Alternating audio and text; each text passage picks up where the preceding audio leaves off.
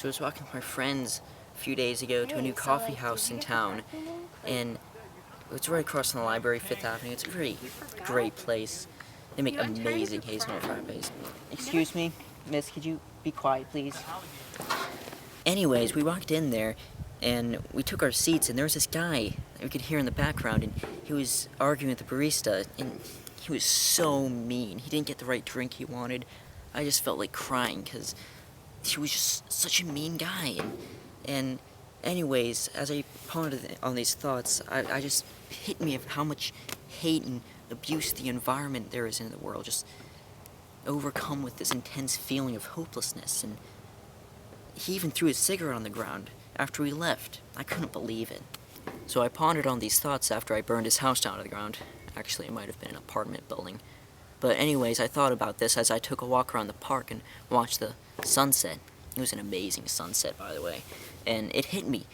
I was reading Ezekiel the other day, and it says God's going to create a new heaven and a new earth, on earth. And it was just this amazing realization. And it hit me. One day God will be like, okay guys, you had your fun now, I'm running the show now. And it says in Ezekiel that all the spears will be turning to pruning hooks for harvest. We're going to all band together.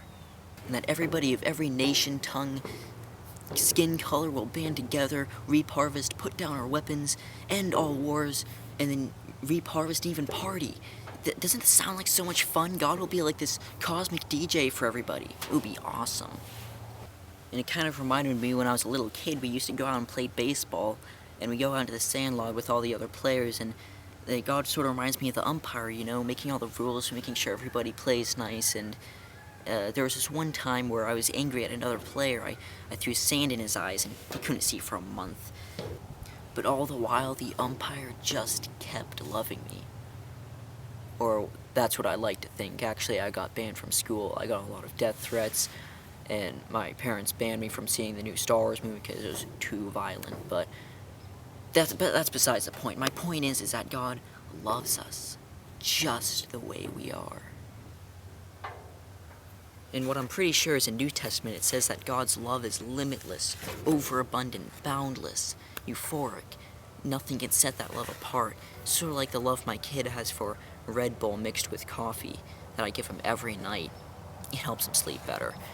It's sort of like the love a dictator has for power. And if you think about it, God's sort of like a dictator. Okay, Bella, I think that's enough. We should probably just end it on that note there, okay? Okay, you know, I'm starving. What do you say we get a bite to eat at, let's say, Burger King? Ooh, I was thinking McDonald's, maybe. Can't wait to get myself a Big Mac when we go to McDonald's. Yeah, I know. Here's my sandwich! Take a shower, you bum. And get a sense of fashion. Okay. That was pretty harsh, Belle. Yeah, I know. Hey, I have a new video for an idea here. How about God is like a sandwich? Come on, Belle, we've already done like 30 of these videos. I'm getting tired of this. Please. We'll talk about this later. I've got to go home soon. My marriage is hanging on by a thread and my children on the brink of disowning me.